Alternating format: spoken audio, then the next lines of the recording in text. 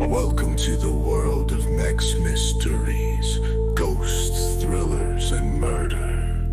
Sit back and watch the mysteries unfold if you dare. Mysteries from the past and into the future. Please don't forget my podcast.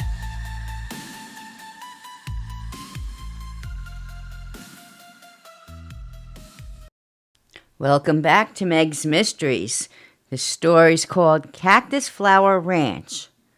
1865, the end of the American Civil War. Years before this terrible time in history, the South was a genteel place. With wealthy people, their only thoughts were making money and parties. The good life. But there was also hard work to be done to survive and prosper. Families of the wealthy South, with their plantations and large, beautiful homes, they thought they had it all. But then the war came, most of the lovely old homes and lands destroyed, along with the families who lived there. The Winslows were such a family. They had land and money. This was their way of life. But now all their men are off to war, and they must leave their families and friends and their way of life. So many changes and sacrifices, but can we survive? I was married to an heir of Magnolia Hills, Matthew Winslow, Jr., young, handsome, and my best friend. We grew up together, and our families were very close. It was a match made in heaven. Elizabeth Bartlett Winslow married her true love and had one daughter. Their life was perfect, and then the war came, and all the happiness died. His brother, father, Matthew, off to war to save the South and our way of life. Along with my family, the Bartletts, my father and my brothers. The women were thought to be safe at home with the servants and workers, but never did they think they would be in danger and their way of life gone forever. After months of waiting for word from our menfolk, I get a message from an unlikely source. In the middle of the night, he came to me. The man I loved, his spirit calls to me. "Elizabeth, wake up, wake up." I thought it was a dream or a nightmare. But I wake, and here he is. But how? "Oh, my dear, you're home now. Matthew, we're together again," I say.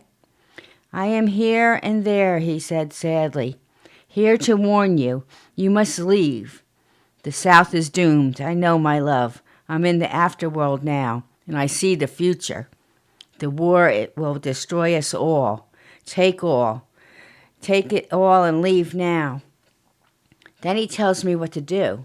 Then he vanishes as fast as he appeared. He told me, "Sell everything you can. They'll take it all in the end. Start now. Hide it all. Then leave when you can, with whoever wants to go with you. The rest you must give them their share so they can go to live where they want to in freedom, if they choose to, or they can go with you. Go before it's too late." It was only my baby girl Lacey, my sister Adeline, left. My mother-in-law, Mother Winslow, had died of a heart attack the first week of the war. I think it was from a broken heart. She knew at the end that the war would never have our world the same again, and she knew it. And all would be lost, she said. I told our servants who were with us forever my plans. I told them what Matthew said. We must work fast and sell everything and leave. All the silver and gold we must melt down, and the jewelry sell. Take as much as we can. No money, only gold and silver. Hide it all in the caves in the mountains. And we bought wagons and horses until it was time for us to leave. I told the ones who didn't want to leave I would give them their share, as Matthew told me to do. Then a letter finally made it to me. Matthew was killed in the first battle. We were all saddened by the news, but we knew that he had died already. His spirit came to us, warning us to leave. So now we're ready to go. There's nothing left for us here. Then I get a letter from my brother. Mark. It said, "Go to the west if you can. We have relatives in New Mexico. They'll help you make a new life." This is what Matthew's last wish was. He died in my arms. I promised him I'll get you all to safety. Tell our old friend, Mr. Bancroft, he can help you get safe passage, but you must leave as soon as possible. Love, your brother Mark. My maid and cook, Jenny and Lottie, and our field hand, Sam and his family, will take the journey with us. We had our horses and wagons filled with what we needed, and then we slipped away and left everything else. The plantation was left for whoever will take it anyway. It was a long, hard journey. We went all the way the back ways we knew, through the woods and old forgotten roads, anyway away from danger that was all around us. We went through many states, no trains or only wagon trains and ferry boats, all the way to our kinfolks in New Mexico to safety. In the future, it will be called Arizona, the New West. I only took some pictures and a little mementos of the family, but with each item, their spirit came along with us. I could see them clearly in the night. They come to me to help us on our journey to move forward. Both my brother Mark and William died, and my father, the colonel. They died later in prison in the prison camp. My father-in-law, Matthew Winslow Sr., was also dead now. The war took them all, and now it's at the end. But we're safe with the warning from Matthew's spirit. He saved us when he appeared to me with his warnings. We stayed in each state along the way, and we made enough money to survive. I took on teaching jobs to make a living for us all. We saved enough to buy a hotel in the western town, Rocky Bend, on the border of Texas and New Mexico. And we started our new life. In 2 years, I received a message from a lawyer. My relative, Bartholomew Winslow, had died and left me his ranch. He had no other family, and he had promised to help us. I never met him, but he was the one to help us along the way. He used to send us money. We were on the move again. I sold the hotel, and we were off to Cactus Flower Ranch. We bought cattle, and we were surviving. Along the way, we picked up some lost girls. They had no families and were left on their own, scared and lost. Now they're our family. I had to help them. The spirit of Mother Winslow came to me. Help those in need, you know just what to do. The ghosts of my family are always here with us, too, to help. So now Sherry, Maisie, Belle, and Amelia are joining us on our new adventure and home. Some ranch hands they turn out to be, good as any cowboy. I taught them all how to ride, shoot, and take care of the ranch and the cattle. My father had taught me how to shoot and ride as good as any man. I guess he knew it would come handy someday. I know it wasn't ladylike, but it sure did help in the end, and he was so right. We made new friends along our journey, an Indian, Big Jack, and his son, Little Jack. They lost everything in their Indian war and were just wandering around lost, so they came along with us. We all do our part on the Cactus Flower Ranch, and we're doing great. So far, our old lives are lost to us, but now it's home. All family and friends working together, a new start for all of us. Many months of hard work, our cattle's increased.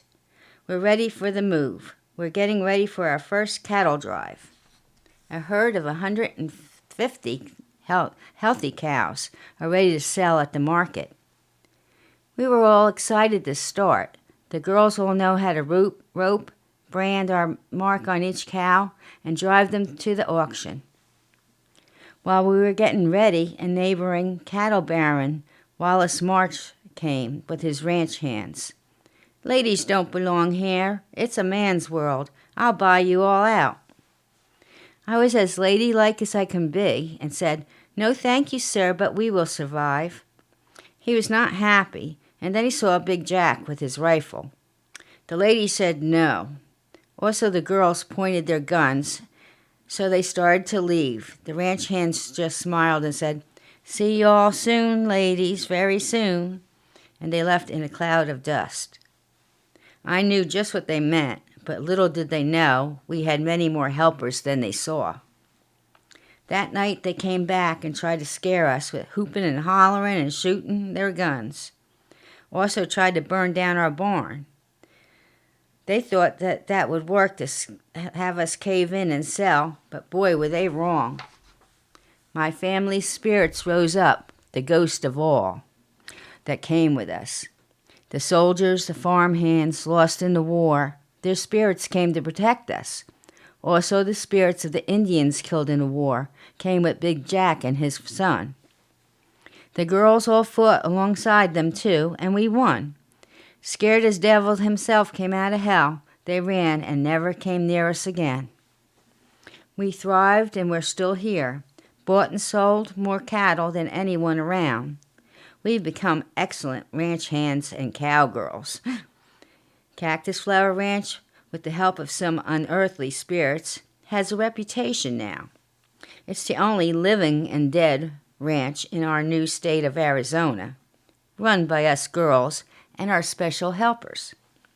So do you believe that our dearly departed can foresee the future and help us survive? I do. They're always here now with us, and they'll never leave until we're all safe, or when we join them. So come visit us here at Cactus Flower Ranch and ask them yourself. Hope you enjoyed this story. Come back for more on Meg's Mysteries. Until next time, enjoy your evening.